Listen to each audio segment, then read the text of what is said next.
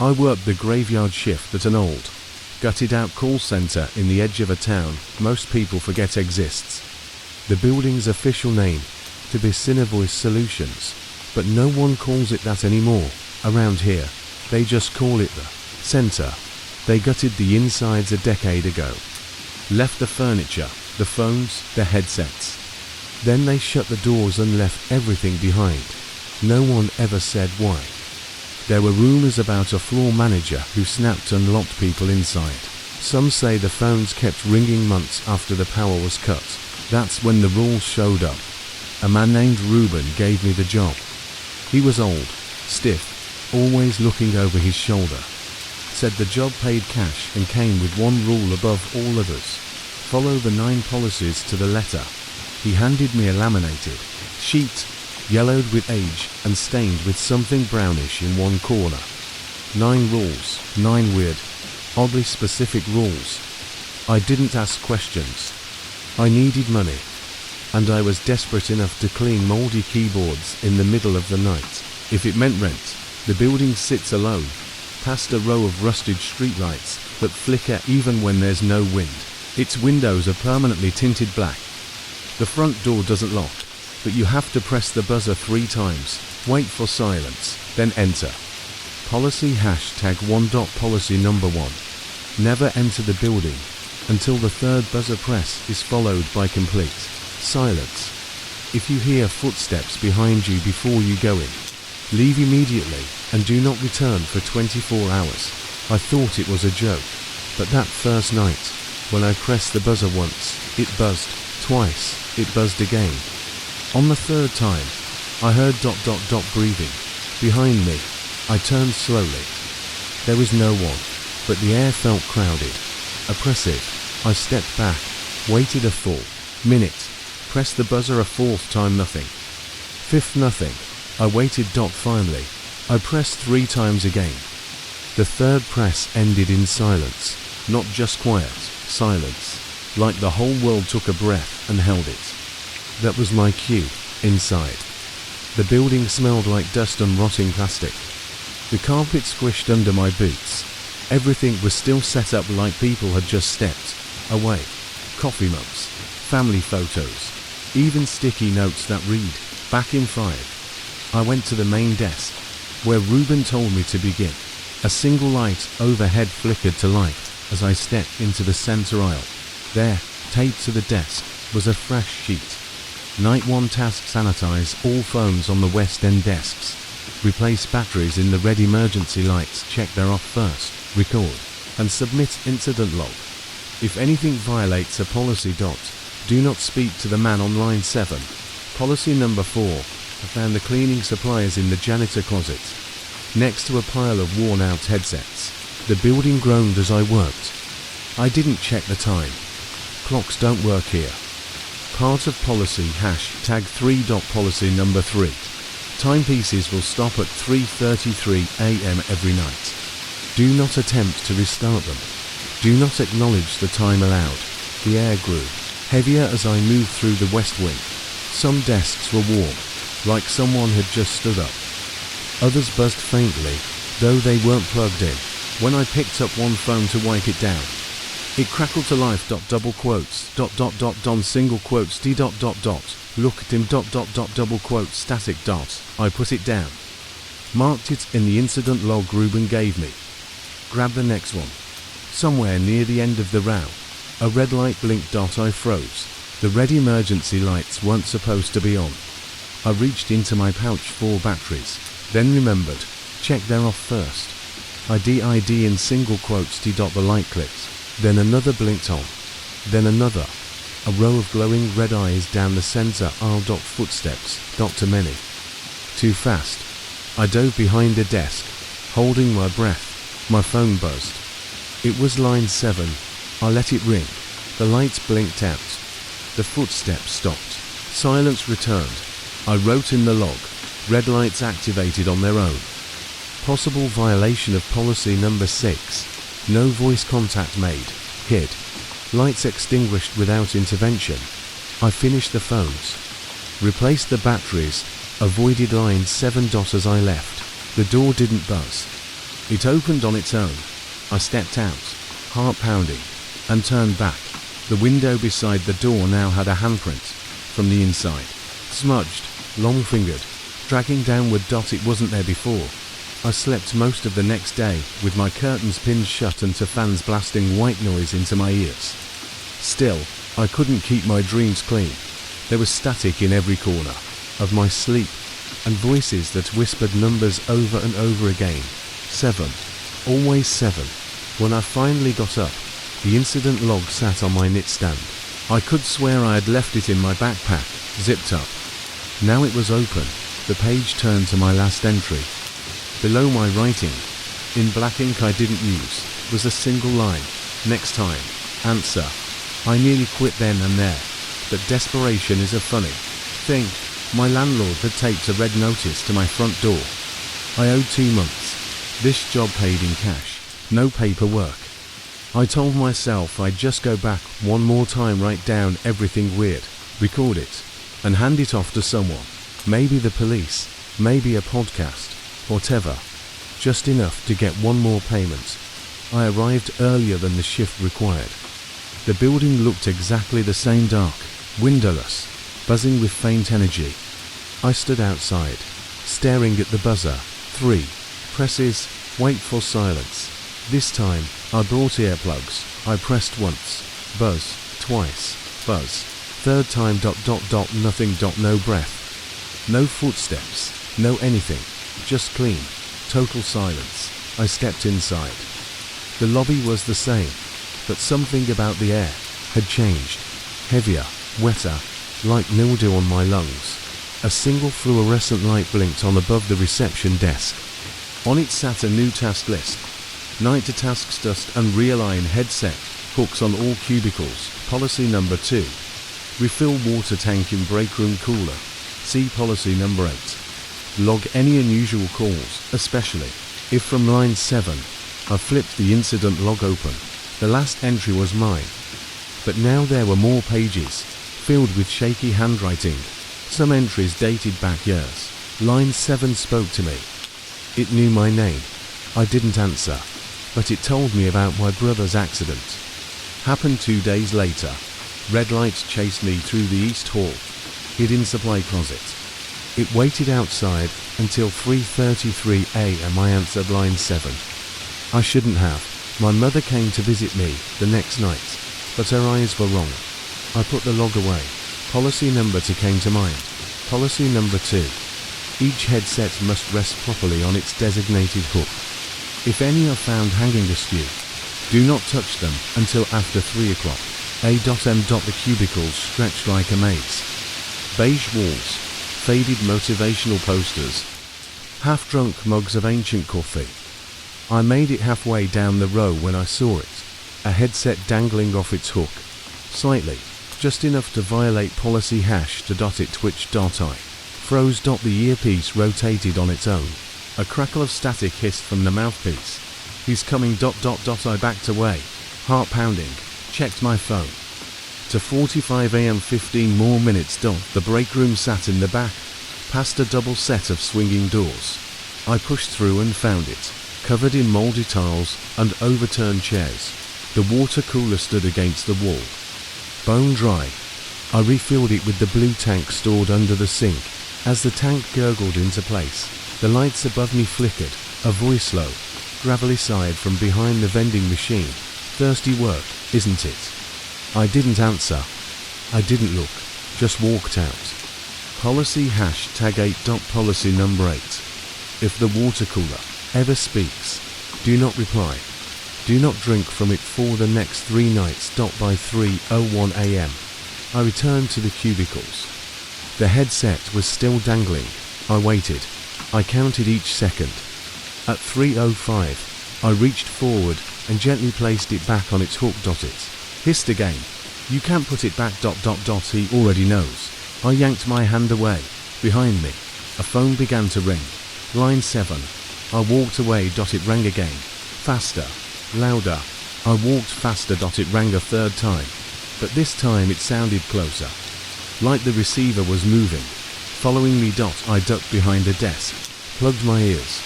Waited. Silence. Then ... click. The sound of the receiver being picked up. And a breath. Then a whisper. I know your name. I ran. The building didn't shift. The doors didn't slam. But the lights started going out. One by one. Behind me. A wave of darkness crawling up the hall. The exit was ahead. I reached it. Yanked the handle. Lock. Policy number 5 slammed into my brain. Policy number 5. The front door will not unlock until all tasks are completed, and the log is submitted in full. Attempts to exit early may summon the supervisor. I dropped to the floor, tore open the log, wrote frantically. Night 2. Headset moved on its own. Water cooler spoke. Line 7 called 3 times. I did not answer. Log submitted. As I wrote the last word, the lights in the hallway surged back to life. The door clicked. I didn't look back. Outside, the stars were gone. Clouds sat heavy over the sky. I reached my car, shaking, and sat behind the wheel. The radio was on. I never left it on. White noise filled the car. Then ... answer next time. Or someone else will. I turned it off, but the car didn't fall silent. A soft breath exhaled from the passenger seat. It wasn't empty. The breath in the passenger seat didn't match mine. I sat frozen, hands still on the key, too terrified to turn my head.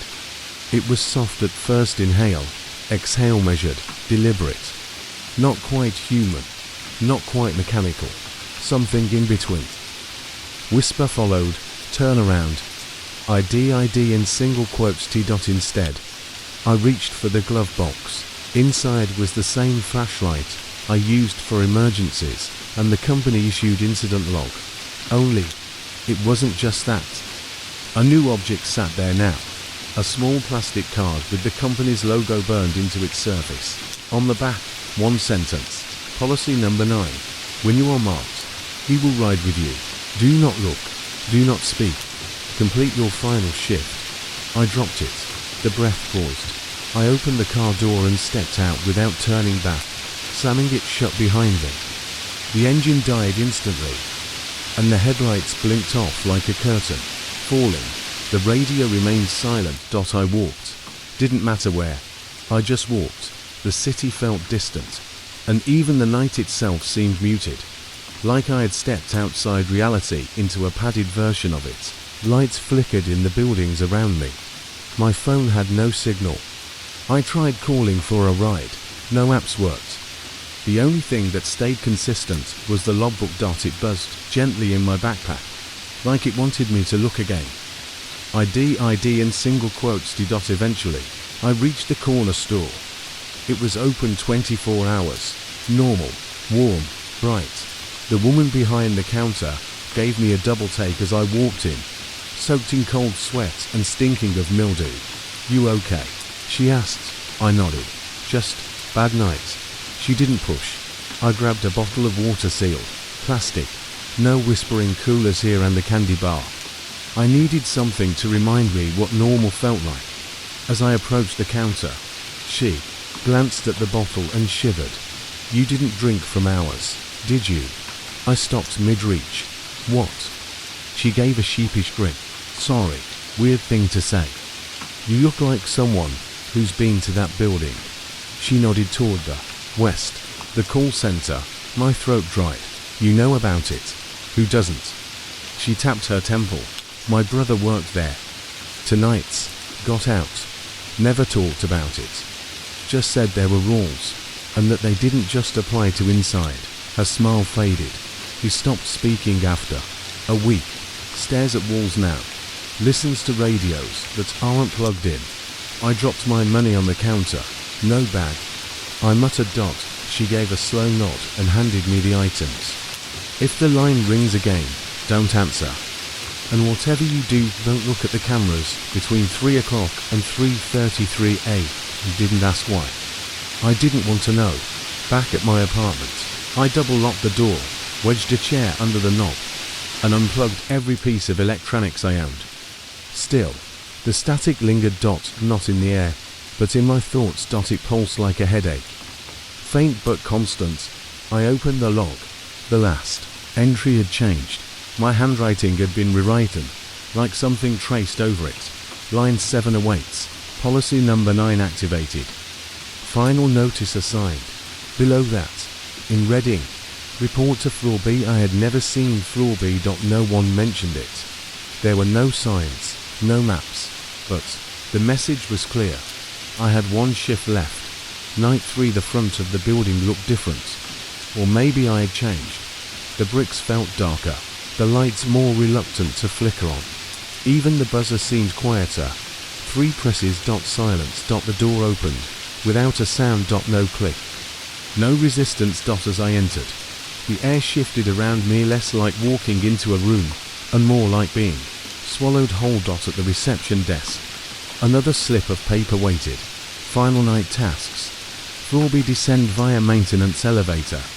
Retrieve the missing headset from storage room 3C. Policy number 4. Review line 7's full call log before 3:33 a.m. Submit final report in supervisor's office. I didn't bother with the cubicles. They were dead silent, phones black, headsets limp. I found the maintenance elevator behind a supply closet I'd never noticed before. Inside, a panel had a second keyhole labeled B. My ID badge now had a key attached. I slotted it in. The elevator shuddered violently as it descended. No floor numbers. Just a slow hum and a growing sense of wrong. When it stopped, the doors opened to a corridor that didn't match the rest of the building. Concrete walls, no lights, just a dim emergency glow every 30 feet. A sign pointed left, 3C. I walked. Each footstep echoed like a gunshot.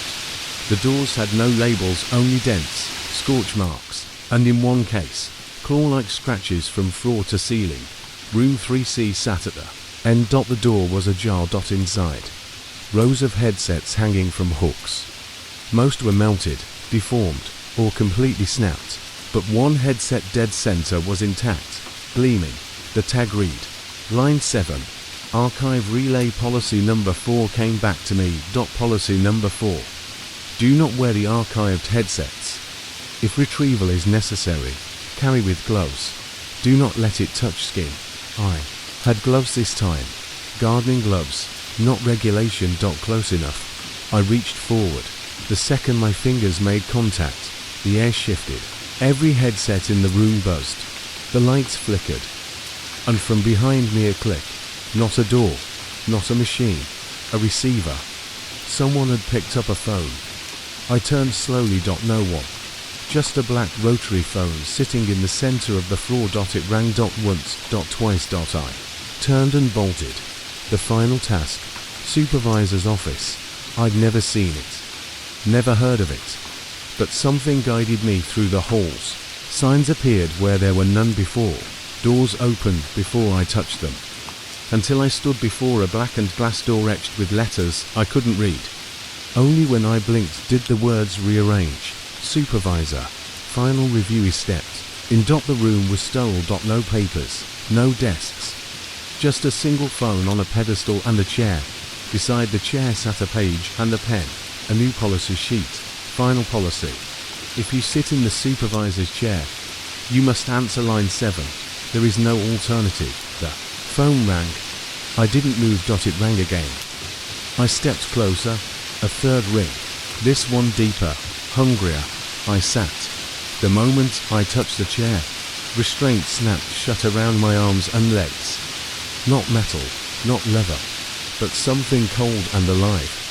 Like vines under my skin. The phone stopped ringing. Then silence. Then. A breath. Long, wet, familiar. Then a voice. You listened. You logged. You obeyed. Static crackled. You're almost free. I screamed. Not words, just noise. The phone didn't react. But before you go, we need your voice. The receiver pulsed with heat. The log on the floor flipped pages on its own, landing on a blank sheet. A new heading appeared. Next recruit. The restraints tightened. You'll sound perfect. I woke up on my apartment floor, screaming. The log sat beside me. Open. Sign. But the signature wasn't mine. It was in my handwriting. But it was wrong, tilted, slanted backward. And underneath, the same red ink, shift complete. Await reassignment. The radio flicked on by itself. White noise. Then a whisper. Someone else didn't answer. You're next again. Asterisk I return the next night with a plan. 2 flashlights. One clipped to my chest. One in my pocket. A spare battery pack for my phone. Noise cancelling headphones. I'd read every policy in the log at least 3 times, highlighting the ones I hadn't seen in force yet. But it wasn't just preparation, it was paranoia. And maybe a bit of guilt, because I had heard the breath in my car the night before, and I hadn't looked. This time, I parked closer to the building. My hands were shaking as I unlocked the car door. It was only 11:20 p.m, but I couldn't wait anymore. Something gnawed at me the longer I stayed away, like unfinished business I didn't sign up for. The call center's outer lights flickered dimly, casting long shadows across the pavement. The buzzer rules hadn't changed. 3 times. Wait for silence. I obeyed, the electricum giving way to that oppressive quiet. I opened the door slowly. The scent hit me first.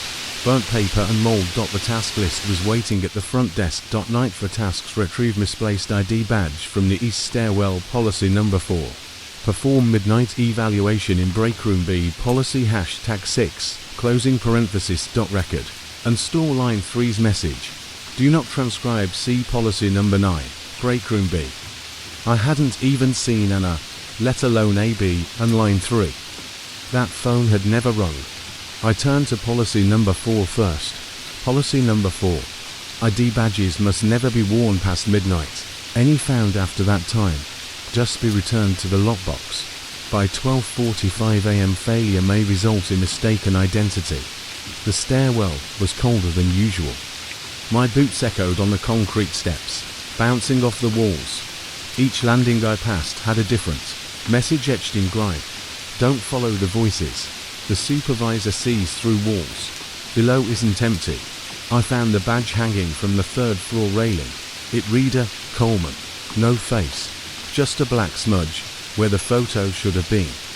I checked the time. 12:17 a.m. Plenty of time.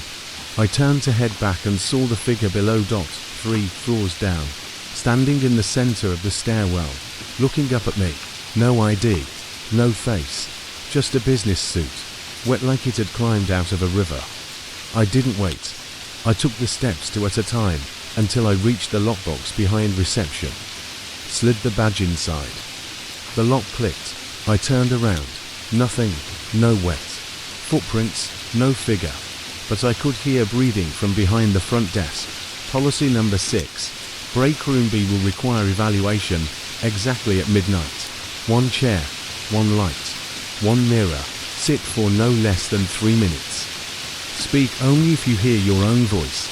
Break room B was past the server room, behind a door that wasn't there yesterday. I knew because I would have remembered the blood red paint on the handle. I stepped inside. 1 chair. 1 hanging light bulb. 1 mirror nailed to the wall. I sat. Time ticked slowly. The silence in that room wasn't just quiet, it sucked sound out of my throat. My ears popped. Then I heard it. I'm still you. Even if you lie about it. It was my voice. But I hadn't spoken. Why do you come back if you want to leave so badly? I looked into the mirror. My reflection stared back. But the eyes were all wrong. Dark, hollow, a tiny smile that didn't match my face. You should have answered line 7. I stood up, but I had to wait.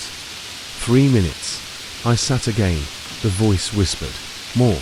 But I didn't listen. I covered my ears and hummed until I felt my watch buzz. 12:03 a.m. I left without looking back. Policy number 9.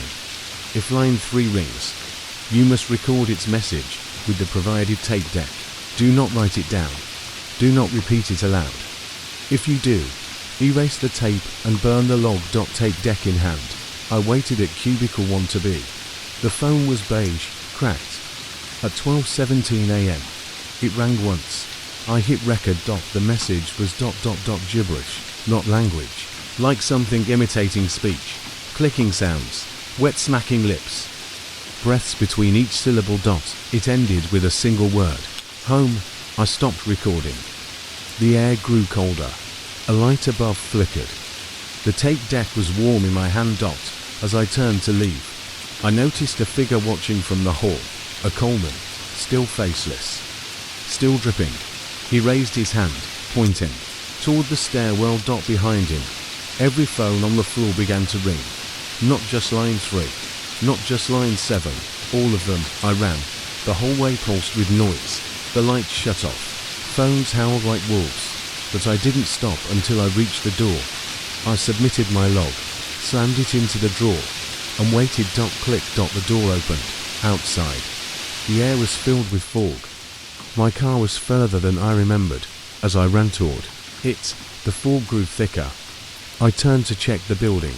The call center was gone. Only the buzzer post remained, lit up. Waiting. Asterisk. The fog hadn't lifted. It hung thick and cold around my car, as if the world itself was holding its breath. My hands shook as I fumbled with the keys, finally unlocking the door and throwing myself inside. The engine turned over sluggishly. I wiped the sweat from my brow, trying to shake the heaviness that had settled in my chest. Behind me, a faint hum started, like a whisper beneath the fog. I dared not look. The radio crackled to life. That same chilling ringtone. Line 7.3 rings. I gritted my teeth and turned it off, but the static stayed, seeping into the car, into my skin. The next day, the logbook waited on my kitchen table, open, new entries scrawled in handwriting. Not my own. You have survived until now. One last test remains. The words burned through my mind as I tried to sleep, but the nights offered no respite. Instead, I dreamt of the supervisor, a shadowed figure whose face was a swirl of static and noise, sitting behind a desk with hands made of wires and old headset cords. Its eyes were empty monitors, flickering with unknown images. I woke to a cold draft and the smell of burnt circuits. The building called me back. I returned for the final shift. No task list, no instructions, just the door, silently inviting me in. Inside, the familiar hum was gone. Silence stretched heavy. The cubicles were empty, but for one, the supervisor's office door. It was a heavy metal slab painted black, with a single small window obscured by frosted glass. The sign read simply, "Supervisor." My fingers traced the chipped paint. The door creaked open on its own. Inside was a room of monitors, dozens of screens flickering with static and twisted images. In the center, the supervisor sat, a living tangle of wires and shadows. It smiled, revealing rows of broken microphone pieces as teeth. "You have followed the rules," it said in 1,000 voices layered one atop the other. "But rules are not mercy." A chair stood waiting. I sat. The restraints closed in again. Not tight but inescapable. The phone on the desk rang. I answered. The voice was cold. "You are now part of the system. Your voice will guide others. Your silence will feed the silence." Static surged through me. Images flashed, faces I'd never seen, voices I'd never heard, all caught in a web of calls. "You are the new supervisor." The door closed behind me. Outside, the building hummed. Waiting. Line 7 rang once. Twice. 3 times. And then silence.